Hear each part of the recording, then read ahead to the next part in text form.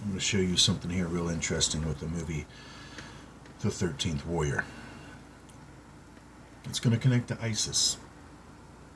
The ISIS that the media and our government is propagating over there in the Middle East. All right, now let's think back to 9/11. Everybody knows it was an inside job by our own government. And then, if you remember back to Ali North and the Iran Contra situation, we understand that our own government was funding these militants, providing them with weapons, training them. And then here we see 9/11 appears, and it seems like nobody could pin the tail on the donkey. Right? Nobody could do it.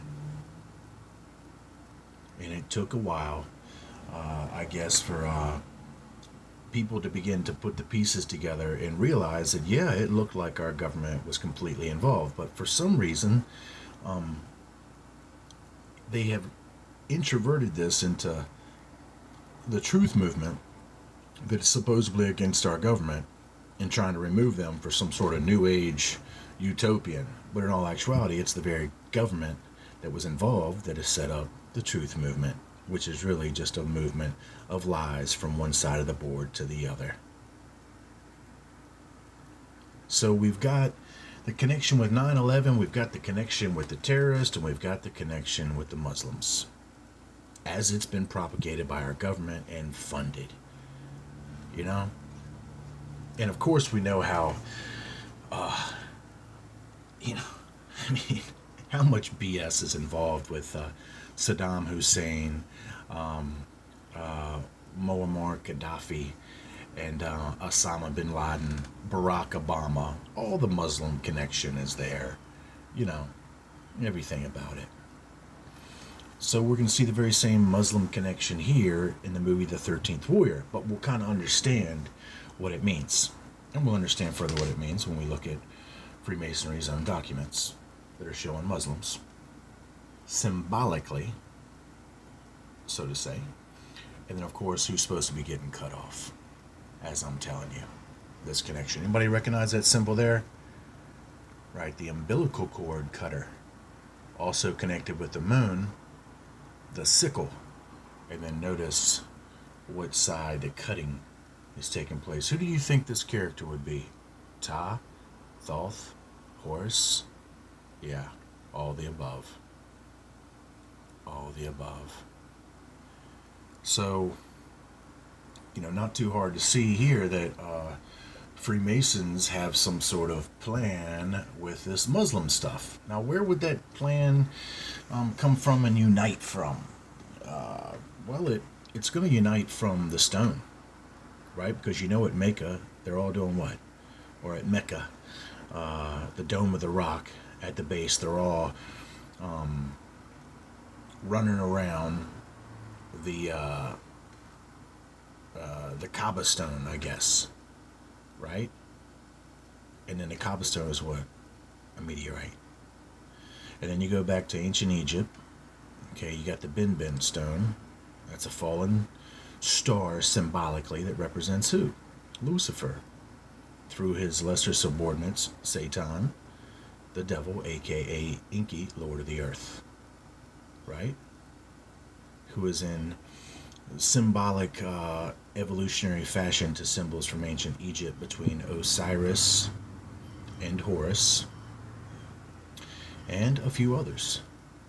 We would have to consider Thoth.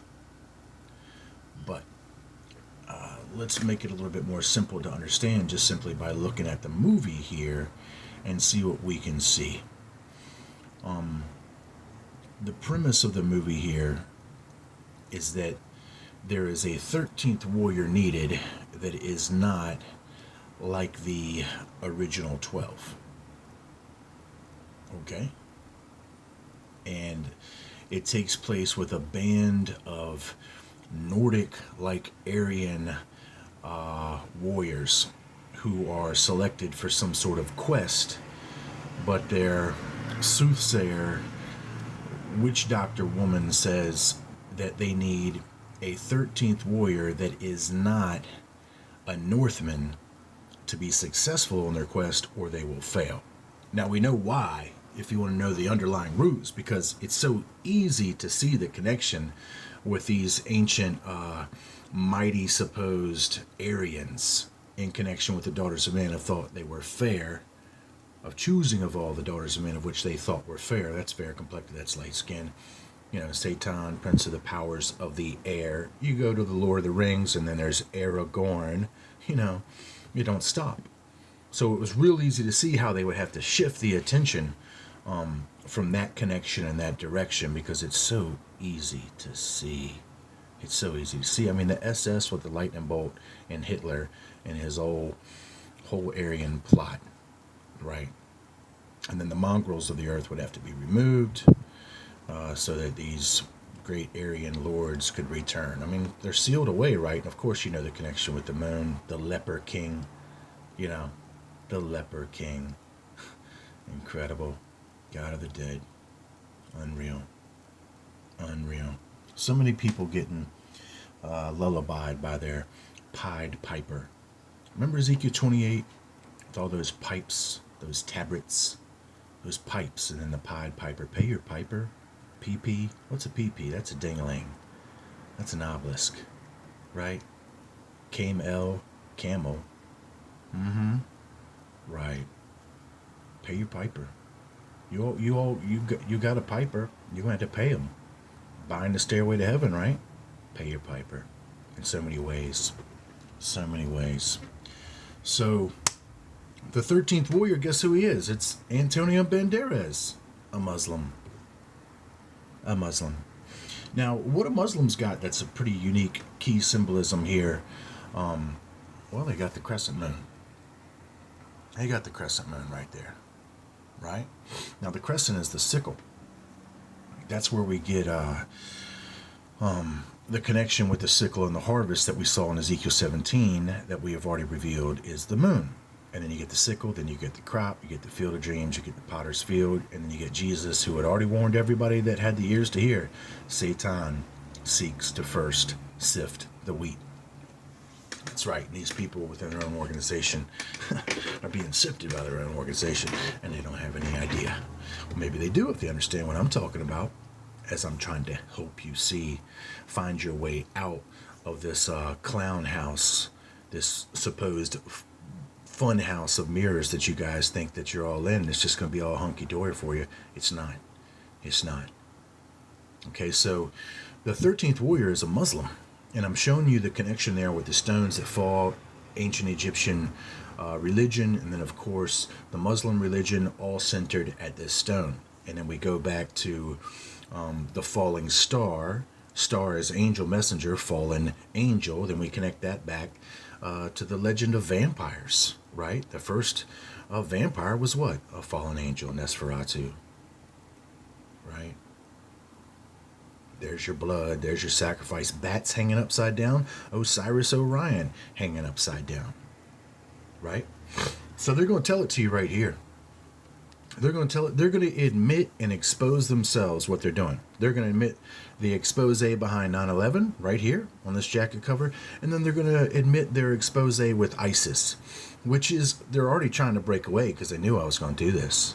They're already trying to break them away from this Muslim thing and saying, oh, we're much worser than the Muslims, or they're not really Muslims. Muslims don't even like them because their jihad is different than ours. Their holy war of death and killing and beheading is different than ours. Ours isn't as bad as theirs. Yeah. Yeah, they're only pulling the wool over your eyes. Nobody else's. Nobody else's. So Antonio Banderas represents this Muslim that's hoping to get this quest done by these Nordic Aryans, right? That's right. So I want you to take a kind of a close look at that symbol right there. See that circle with the cross in it? That represents something. That X represents the seal, right? It represents the castaways. It represents the captives. It represents those people that have been sealed away somewhere in connection with the moon. It represents the planet of double crossing between the moon. Right there.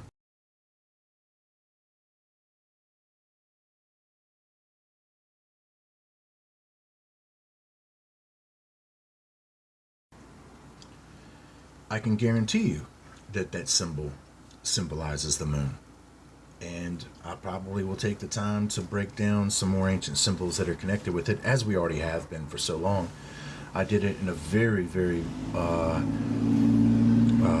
good video series entitled "Conspiracy Concerning the Dwarf Star," something like that. Look for it on the playlist if you can access the playlist. But nonetheless, that represents the moon, the planet of double crossing, going to and fro, up and down all over the earth, back and forth from the moon. And then there's your symbol. Remember in Semi-Pro, go look at the movie Semi-Pro with Will Ferrell in it.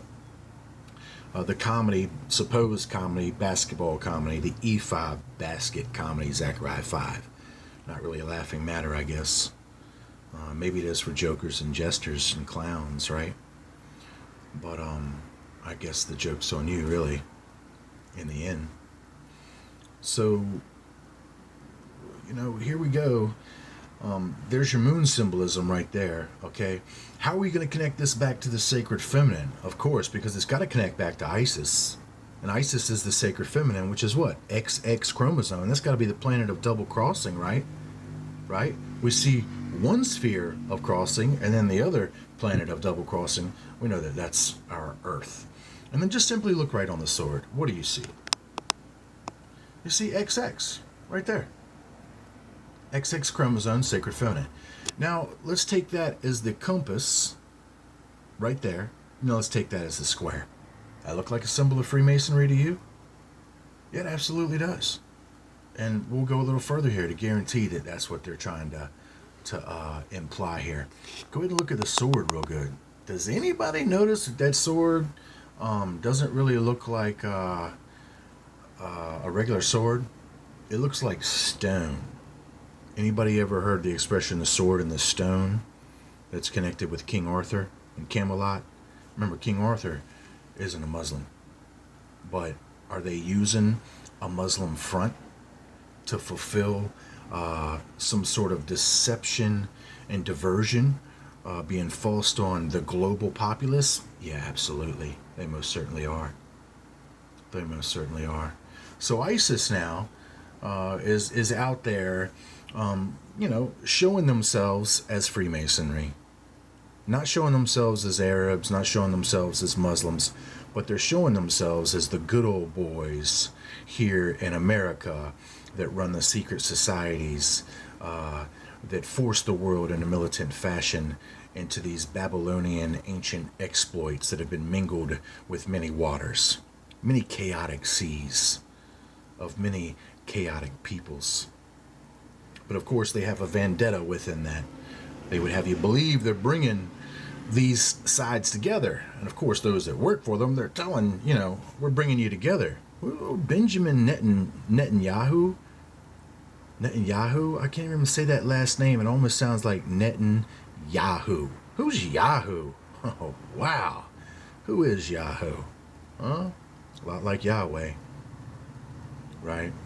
A lot like Yahweh. Benjamin Netanyahu. Has to do with some Israeli dude, prime minister. I don't even know. I didn't really even look into it. I just heard the name a bunch of times and seen him up on the news and instantly recognized the name Benjamin as I started going through this. And then that last name, Netanyahu. Well, that might even be you, Benjamin, as the Yahoo that's getting net. You might want to step back from this club that you've joined. Because I don't think this club is seeking to join you. They're seeking to cut you away. They got to cleave you away here because of what I've been telling you about this ancient Aryan descendancy of these supposed gods that were really the fallen ones. And they're fallen in the sense of corruption and lies and deception. And that's this thing that they work against their own. Just to use you to get far enough in their plot to gain enough control, in essence, to cast you away. Right, to replace you. That's the cutter, the umbilical cord cutter. Remember I said something is only being used just for the birth, then it gets cast away, right? Well, they're showing that as the Muslim here in this connection, even with the symbolic overlay here of Moses. Notice Moses' garb. He's even got the upturned little genie feet. You see that? Genie for Jinn represented demon. There's the caduceus, right? The brazen staff Moses was supposed to build in the wilderness. Got a little twist on it there, a little different. But nonetheless, notice here the Knight Templar on this side.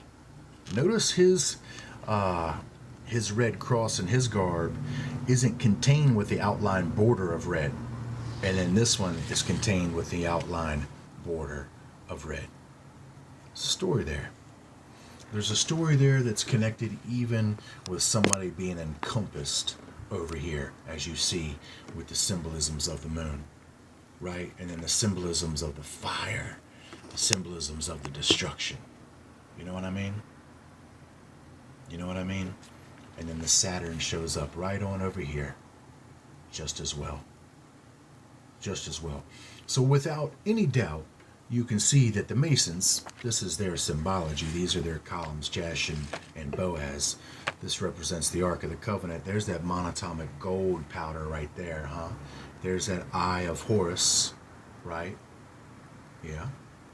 And then the story could be understood, and it will be understood as I'm able to go through more videos.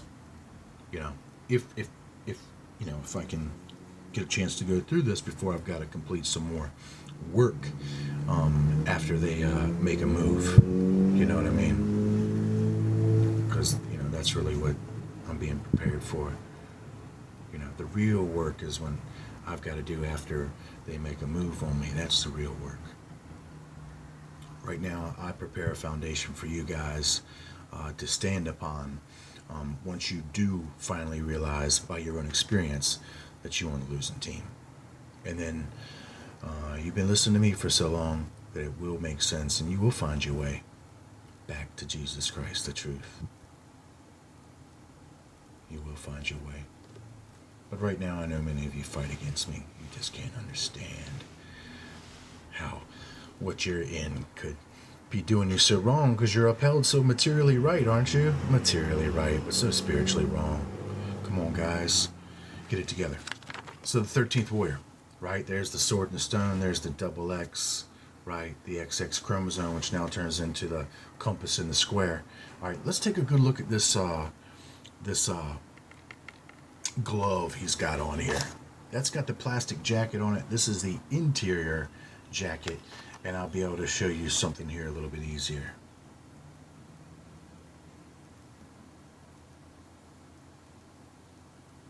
There we go. Anybody notice the square in the compass right there? Right there on the glove, there's the square and compass. In other words, the X on this side, the X on that side. Then of course that makes a star tetrahedron, right? And it's got the same symbol right here, right there.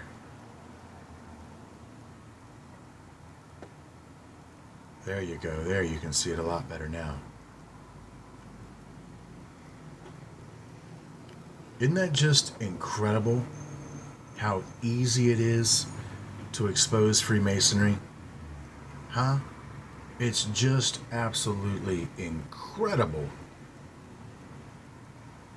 You know how powerful a video like this is to really open the eyes to the masses that they have already bombarded with their ISIS BS, already bombarded with their Muslim BS, all the way back down to Ali North, right? I mean, come on. So freaking easy. So easy, and it's so easy for people to understand. I mean, you can see, I think with anything else that I said, if you can't understand it, you probably have been watching much. You might be new, you might have just somehow found this through something, I don't know, but you should understand the majority of the people that are watching me are Satanists, high government officials, and DOD and NSA goons, agents of all other sorts, Freemasons, mystery religion people, what have you. And then, of course, there's a few people that are learning the truth of Jesus Christ and that are on their way to being able to embrace him as that truth. And then I think so many more will, as I said, once they have to experience this dream that they want so bad for themselves. Okay, experience, it's going to be a nightmare for you. I was here. I warned you.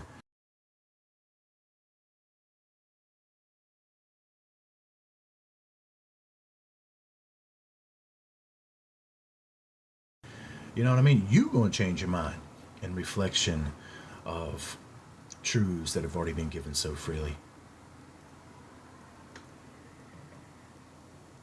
I think that you will change your mind once you take those first few steps into the fire that you've been wishing and dreaming for. And you find out that playing with fire, you're going to get burned. You're messing with the bull, you're going to get the horns. All of you guys are messing with fire and the bull and can't hear those simple warnings that have been given to you. The bigger they are, the harder they fall. Now, you're a part of a real big global organization right now, aren't you? Bigger they are, the harder they fall. Now, I'm not a part of a real big organization here in this world. You know what I mean? This is you guys' world. You know what I mean? I live in a different kingdom. Yeah. Okay, this is your kingdom. Right? The God of the dead runs it. Okay. My God is of the living. So, not too hard there. The Masons needed some sort of 13th warrior as a way to cast away from them all of this fault of these ancient fallen, which they have so fervently claimed as their ancestral heritage, their right to rule in darkness and chaos. Yeah. So there, the sword and the stone, the double X chromosome, and then of course the square and the compass. To guarantee, that's what I'm talking about. Go ahead. Look right there at the square and compass right there. Again, check it out. Okay? And then I'm tying this repeatedly back up to King Arthur, and to make the connection with the Knights of the Round Table, and the same connection with a disposed king that's supposed to come back to rule, and in some ways through this heritage of offspring, right? Right? And then, King Arthur is famous for a castle. We made the connections to a moat. And then I was saying this in connection with things in ancient Egypt. And then how could ancient Egypt be anyway connected with castles and moats and stuff? I mean, come on, how could that happen?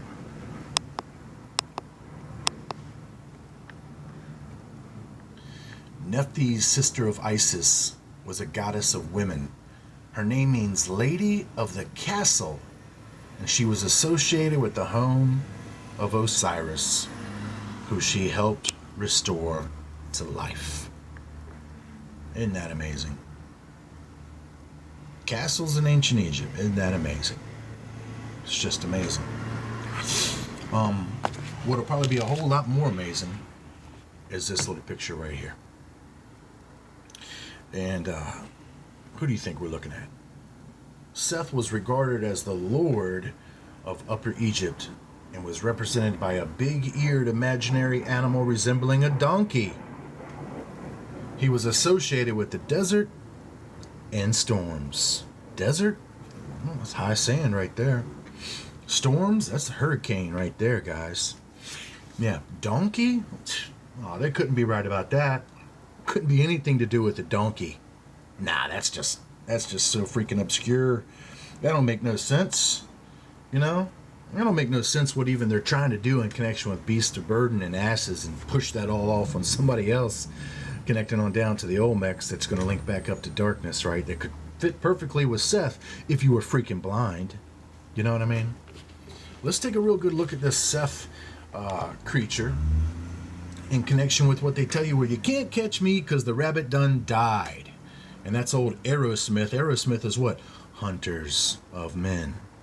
Orion, the great hunter, pulling that arrow. What, that Iron Smith? Orion Smith? Mr. and Mrs. Smith. You got some problems. You got some problems, some big problems. One of them's me. One of them's me, but you got a lot bigger problem than me. And that's actually you. You're your biggest problem. Right. But something in me is not your problem. It's your solution. If you can just pull yourself out of this freaking rabbit hole of destruction long enough to see the true light. It's not at the end of a tunnel like a train coming barreling down the lane at your ass. So and my plan was to do another video on this, and we're going to, because we got some interesting stuff to connect up between Thoth here, right? And Thoth and Seth, wow, I tell you, there's some incredible similarities there. Thoth, depicted as an ibis or a baboon monkey, was the god of wisdom as an associated with the what? With the what? The moon. As the sun vanished, Thoth tried to dispel the darkness with his light. Notice that Seth is the god regarded as the lord of Upper Egypt. As above, so too below. He's represented by a big-eared imaginary animal resembling a donkey. A big-eared imaginary animal. Well, maybe this animal isn't so imaginary. Maybe it's only imaginary to people that don't understand symbolism and the genesis thereof. Let's take this big-eared representation. What animal do we know on the face of the earth that is considered in connection with big ears? Well, it's going to be two, which is even interesting as we get to Elephantine, this location along the Nile. But we'll save that when we connect it back to the Democrats, the Democrat, and the demonocracy of the Democrats. And then, of course, you got the Republicans with their donkey. And then that's the unification, right? The red and the blue, right there. Right there. But we'll just have to save that. Let me make sure I can see the time there. So what animal do we know that's got big ears, at least connection in this symbolic fashion? Man, that's a rabbit. That's a rabbit. Am I going to be able to prove that? Yeah, I'm going to be able to do it. Might not do it in this video. Well, this video will be a little shorter. So we got some sort of unification of a donkey and a rabbit. Sound familiar? Land of Nod, donkey, Nodkey, sacred feminine, fertility, rabbits, Ishtar, Easter egg hunt, cockatrice eggs. Anything making sense to anybody? Huh? Seth was regarded as the lord of Upper Egypt and was represented by a big-eared, imaginary animal resembling a donkey. Now, Seth is associated with being what? A lettuce eater. And more than just lettuce. That's going to connect back to Horus, that will connect back to a certain yellow disc that's really the moon. And then it's going to, all their BS is going to crumble from there. Yellow disc, that's the moon. Remember that little green leprechaun saying yellow moons on Lucky Charms? Lucky Charms, right? 4-leaf clovers. Lucky rabbit's foot. Yellow moons. A yellow disc. A yellow disc. Isis takes up the seed of Horus and spreads it out upon the lettuce. Seth is represented as a lettuce eater because this vegetation was counted as an aphrodisiac. What else is a lettuce eater? Well, that's rabbits. And then rabbits is connected with what? Fertility, lust, and lure, Playboy bunny, aphrodisiac. Through this ruse of Isis, Seth becomes pregnant. He is the victim of his own desire for sensual enjoyment, as they say. Upon the command of Thoth, the moon god, the seed of Horus appears from the forehead of Seth as a golden disc and takes up its station upon Seth's head. Only now does Seth find out that not Horus, but he himself is the victim of deceit, becomes furious. He stretches forth his hand to seize the disc, but Thoth is too quick. Jack be nimble, Jack be quick for him, and sets it as an ornament on his own head. This disc, this yellow disc we were just talking about, that everybody thinks is the disc of the sun, this disc of the moon is the same as the eye when it is filled with the god Thoth in person. Incredible. Thoth came forth from Seth. The form of words indicates that he was not begotten by Seth, born by union. Thoth says to Osiris, I am the son of your son, the seed of your seed, he who separated the two brothers. As sprang from Seth, he is called the cutter. The sickle of the moon has been suggested in connection with his name. That'll be all I read from there right now. But let's just get on back to this cutter. Let's get on back to this Thoth. Let's get on back to who he's cutting away and who he's using only to fulfill some sort of crooked agenda. All connected back down to Benjamin. Yeah.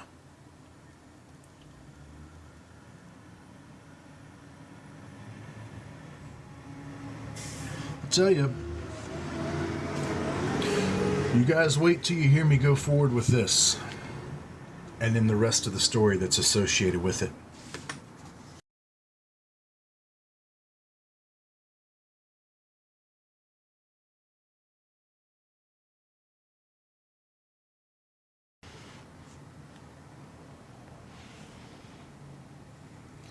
But I do think that for now, you've got some information to go on. Anybody that's sincere, you tell them who's responsible for ISIS. You know, go there, look at the Washington Monument, and notice that it's an obelisk, which is a penis. That's the Lord of the Dinglings right there. Okay, it's an Egyptian. Ephraim Manasseh, Egyptian-born descendancy through their mother's side. Okay, not too hard to put it all together, right? Not too hard to put it all together. The mixing between the Aryans and mixing between the Muslims, the mixing between secret societies, mystery religions, all those many waters, those many polluted waters that are talked about in the Bible over and over again. Okay, your 13th warrior being shown to you right here out of a movie, which is one of their own forms of propaganda. You know, coded symbolisms, as we know all of them are. All their cartoons and their Family Guy and their Simpsons, all their BS. Just all utter BS. Entertainment. Intercontainment. That's what it really comes down to. Intercontainment. Television. Telling lies by vision form. That's all them. That's all the Masons. That's all the Satanists, the mystery workers, the mystery laborers who are getting exposed at every turn, at least from this channel. At least from this channel. This channel I don't think is a channel that is moving lies, but anywhere to the trash pile. That's what we're moving these lies to, the trash pile. And we're moving that truth to the forefront, the front line. And the truth itself is going to bring down these that make themselves our enemy. You follow Jesus Christ, the only thing you really have to do is have faith. I'll be back.